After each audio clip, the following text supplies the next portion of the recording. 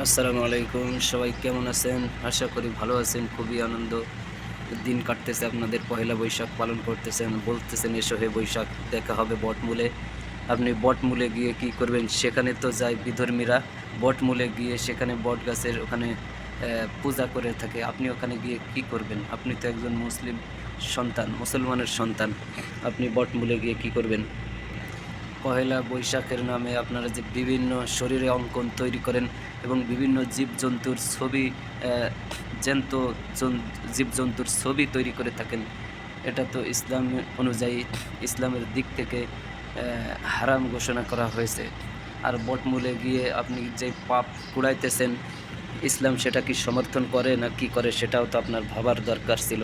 তো ইসলাম যদি আমাদের বৈশাখ, এসো হয়ে বৈশাখ পালন করে, যে পালনের মাধ্যমে আপনার মঙ্গল হবে, মঙ্গল শোভাযাত্রার মাধ্যমে যে আপনারা যা কিছু করেন, বিভিন্ন প্রাণীর ছবি ফুটিয়ে তুলেন বা তৈরি করেন, সেটা কি ইসলাম সমর্থন দিয়েছে নাকি?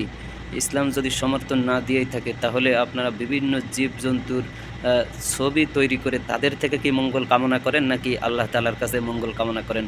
যদি আল্লাহ তাআলার কাছে মঙ্গল কামনাই করতে হতো, তাহলে বাজনা বাজিয়ে বিভিন্ন রকমের অঙ্গভঙ্গি করে আপনারা কার কাছে চাইতেছেন?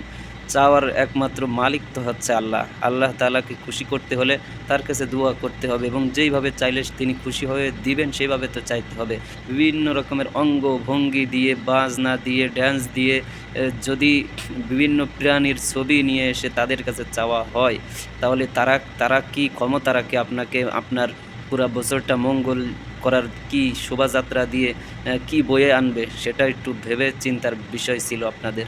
যারা পালন করেছেন এবং বৈশাখে পান্তা ইলিশ খেয়েছেন, এটা ইসলামে কোনো জায়গায় নাই যে পান্তা ইলিশ খেলে আপনার সারা বছর ভালো কাটবে, বা সারা বছর খাওয়া দাওয়া ভালো খেতে পারবেন। ইসলামের কোনো জায়গায় নাই। এটা একটা অহেতুক একটা জিনিস, যেখানে অপচয়কারী হলো শয়তানের ভাই। অপচয়কারীরা ইসলামে শয়তানের ভাই হিসাবে উল্লেখ করা হয়েছে।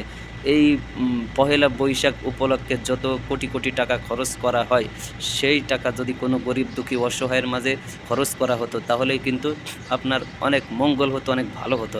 আর আপনারা যে মঙ্গল শোভাযাত্রা করে মঙ্গল কামনা করেন, সেটার মধ্যে কোনো মঙ্গল নাই, অমঙ্গল ছাড়া কোনো কিচ্ছুই নাই।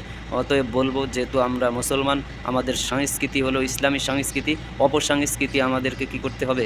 অপসংস্কৃতি দূর করে আমাদের থেকে আমাদের ইসলামী সংস্কৃতি অনুযায়ী আমাদের কি করতে হবে? বৈশাখ পালন করতে হবে, যদি পালন করতেই হয়। ইসলাম কি বলে আর পহেলা বৈশাখে আমরা উদযাপন করে কি বলি, সেখানে কি বার্তা দিই?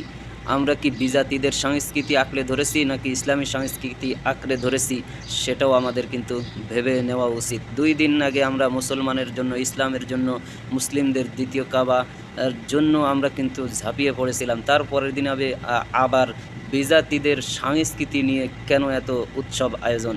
আমরা আসলে আবেগী মুসলমান। আবেগ আমাদের যখন যেখানে কাজ করে সেখানেই আমরা ঝাঁপিয়ে পড়ি। এটা আমাদের চিন্তা ভাবনার বিষয়।